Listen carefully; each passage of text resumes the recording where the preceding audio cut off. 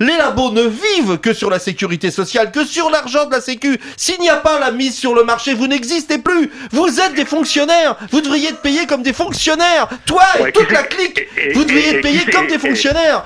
Je suis désolé, mais c'est moi qui t'interpelle, hein. C'est pas toi,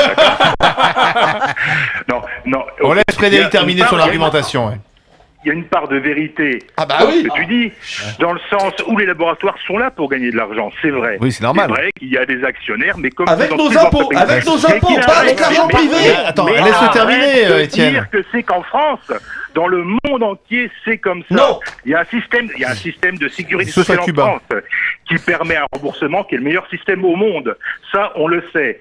Mais les laboratoires.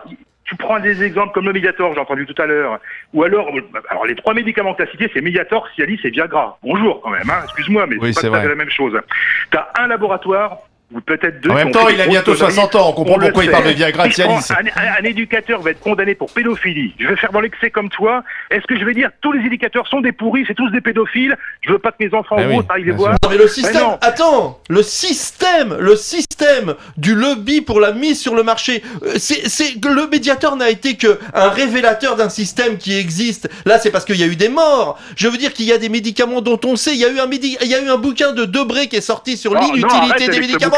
Mais attends, excuse-moi, il y a plusieurs d'ailleurs bouquins qui sont sortis sur les inutilités des médicaments. Ils ont obtenu des mises sur le marché uniquement parce qu'il y a eu un travail de lobbying. Tu le sais très bien, et tu sais très bien que ces médicaments ne servent à rien, et que on a repris par exemple des médicaments on a repris des molécules, on a changé le nom, on les a remélangés avec des nouveaux excipients, on les a ressortis sous un autre nom, on a multiplié le prix par 10. Dis-moi que ce n'est pas vrai, et dis-moi que la Sécu rembourse 10 fois le prix du médicament. On pourrait l'avoir à 1 euro, on le vend 10 euros, alors que c'est que l'excipient qui a changé. Dis-moi que c'est pas vrai, ça.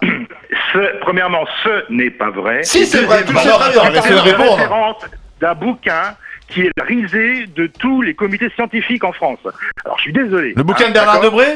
Oui, Bernard Debré et de Monsieur Even, je suis désolé, mais son bouquin, quand il parle du cholestérol, je suis désolé, mais ils prennent des références d'il y a plus de 30 ans, ils tiennent absolument pas compte des enquêtes, des études épidémiologiques, qui ont dedans. Alors, s'il te plaît, Étienne, t'as des références quand même un petit peu borderline, si je peux me permettre, hein.